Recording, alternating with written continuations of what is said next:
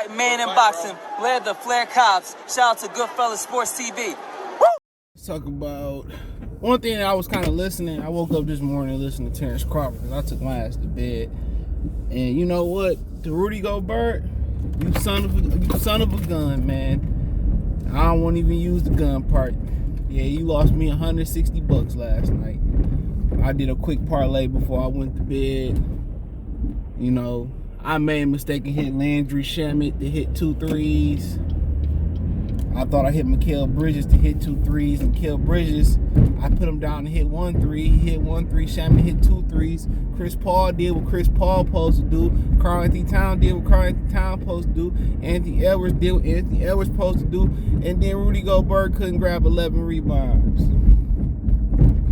That's all I had to rant about that real quick. You couldn't grab 11 rebounds. But,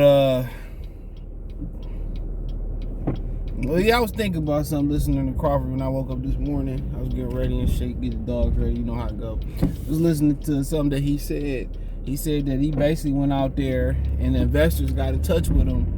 Talking about they had $25 million apiece.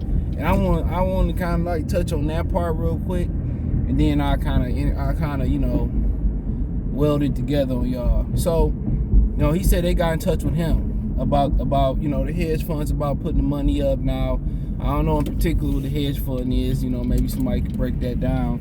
I know Al Haymon had several hedge funds to, you know, kind of start PBC and all that. And Terrence Crawford and said, well, I had 2 companies willing to put up $25 million apiece for him and Spence. He said, Al said you don't want to cap, you know, you don't want to cap yourself and all that type of stuff. But that's $25 million guaranteed, right? But what the play went over? Excuse me. What the play that went over everybody's head is that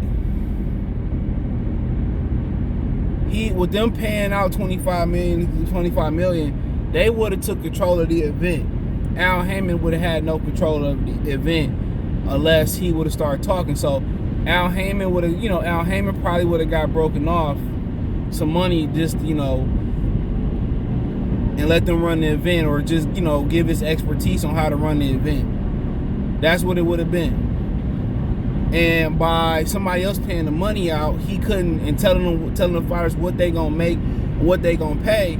You know, now how they went to and they remember he said both of the investors said they already knew Al Haymon. So maybe they didn't want to invest with Al Haymon directly through Al Haymon, right? And fear that Al Haymon, you know, wouldn't do right by the fighters or wouldn't do right with the money. But one of the reasons why he, you know, said, oh, you don't want to put a cap on yourself, he didn't want to put a cap on his pockets. That's what it was. And like I said, I seen somebody in the comments that said, well, Stephen Espinoza say the fighters get 90% of the money. Man, you a fool. You a fool if you think that's true. You a damn fool. They don't get 90% of the shit. I already broke down how the pay-per-view get paid out between the networks, between the promoters, between the fighters, and all of that. They only start clocking pay-per-view after 150,000 pay-per-view buys. But nonetheless, I already went over that before, right? So he didn't want to mess with that because it wasn't probably even about capping him. He couldn't take the money off top. He didn't control the event. He couldn't take the money and do what he wanted to do with the money. It's kind of like a temp service. Look, a particular company will say, I don't know, McDonald's will say, well, we willing to pay the temp $17 an hour. We pay us the temp service $17 an hour for the temp. You know, we'll give y'all this money, whatever, you know, for y'all can, whatever it may be, whatever the money is they get. So, and then the server said, we're going to pay the temp 10 or 11, and we're going to take the 6 or 5, you know, off the top, 7 off the top, whatever it may be. We're going to take that off the top. Same thing here. If they say we got $25 million apiece, of course, you know what he going to do. He probably really going to pay Crawford 10, Spence 15. He going to pocket the 25 and even more. That's why he didn't want to mess with the money. Your people going around saying they don't have the money, right? But then again, you turning down the money. Now be a little bit patient. I'm gonna put it all together, right? So he couldn't take all the money off top. Terrence Crawford knowing exactly what they supposed to get, telling Earl Spence what they supposed to get. He couldn't run game because Terrence Crawford already had, quote unquote transparency with the company. They already talked about what he can pay them, and then Earl Spence talking around something about what the back end money like. That's Al Haymon talk. Nigga, 25 a piece, and he told him, he said, look here, if they make their money back, it's 80-20 after that. 25 guaranteed, that's all you need to hear. I ain't worried about no back end money. And then Errol Spence admits, he said Errol Spence admits, yeah, I got a fire stick too. See? Come on.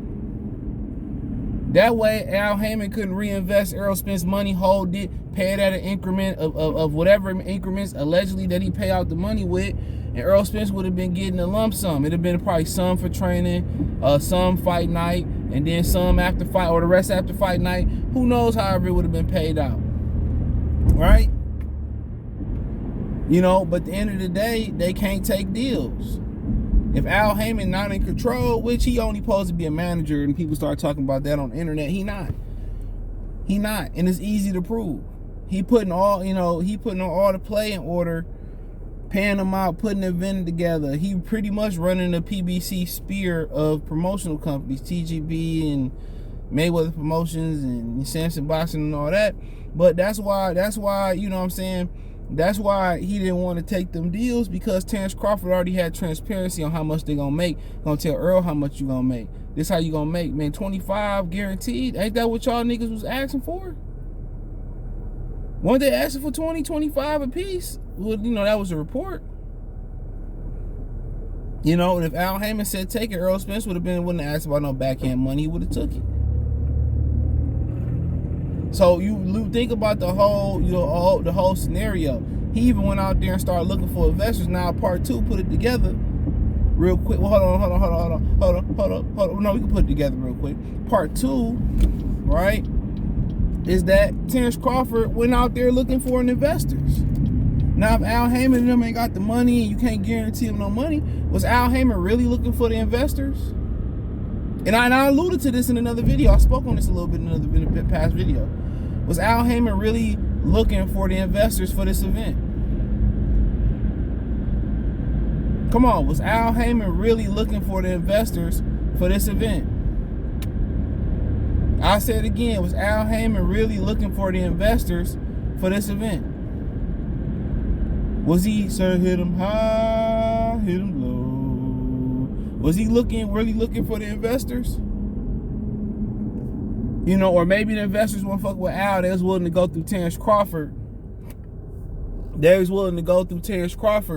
To kind of get through Al, to get to Al, so Al can do right with the money and not run off with the money. Could have been one of the two.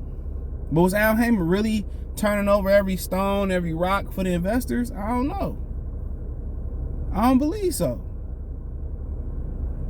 I don't believe he really was searching hard, high, and low for the money if he really didn't have the money. And all the money he allegedly didn't fucking took, he should have the money. To be honest. Whatever Terrence Crawford price was for being inconvenienced by Bob Arum, he should have got it. Within reason. If it was 10, 15, 20, 25, pay the motherfucking dude. Pay him. Or go find other people money to bet. To pay the fight. Obviously, there was people willing to put the money up, according to Crawford.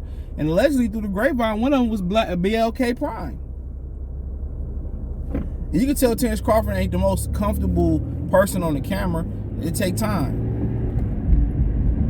Trust me, it take time. I wasn't perfect when I first got on the camera at all. That shit take time. And especially when you doing drops, how people talking about, you don't even know the damn come. When you doing drops, that shit hard. When I used to advertise for the channels and I was doing drops, how many times I had to reshoot that drop, reshoot it. Man, I hated doing them motherfuckers, man. Excuse my language. I hated doing them. And then you gotta fit it within a certain window and all that. Yeah, that shit tough. This shit ain't easy, bro. Look at baby mama boy. He's still garbage. This nigga been doing it just as long as me, damn near. And he's still garbage. This nigga be reading like he a foreman. Superstar, boxer Adrian the Problem Broner from Cincinnati, the East Side, likes Nikes, no Yeezys, and fuck Yeezy. You know, you like, nigga, what? He still suck. Nigga still suck monkey balls, bruh. And I mean it. That nigga trash. That nigga ain't perfected shit. That nigga done hit his ceiling. Ain't Lil Wayne no ceiling. That nigga got a ceiling. Michael Jordan say the ceiling is the roof. Trash.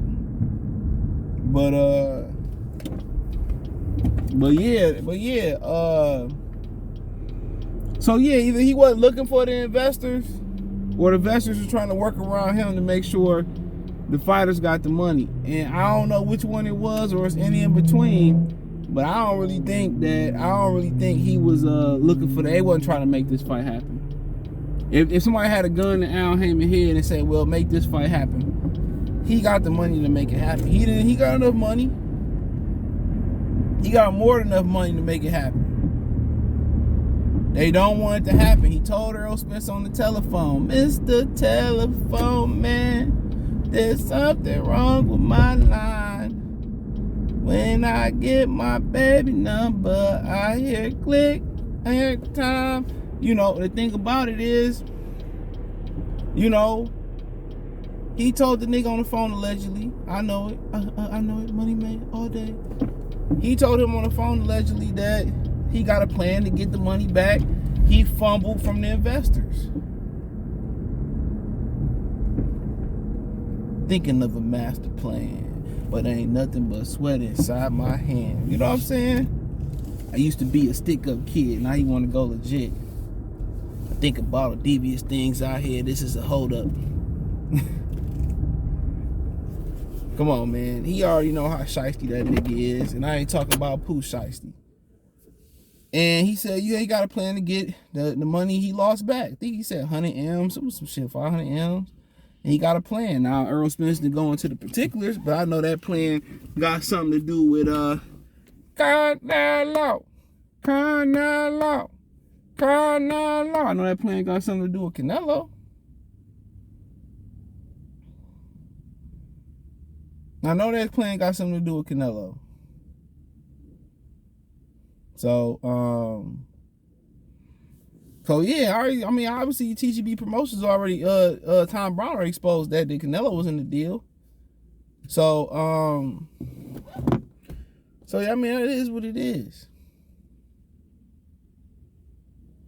So Crawford even went out there, and they probably contacted him about, you know, fighting Terrence Crawford, fighting Errol Spence. We got this for y'all.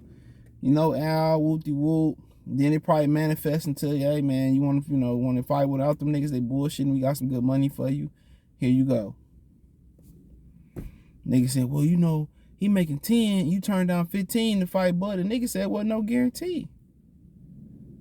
So I got a guaranteed 10. This was you telling me what I'm going to make. You're not showing me the books. You're not getting, if this is what I make, just guarantee it to me then.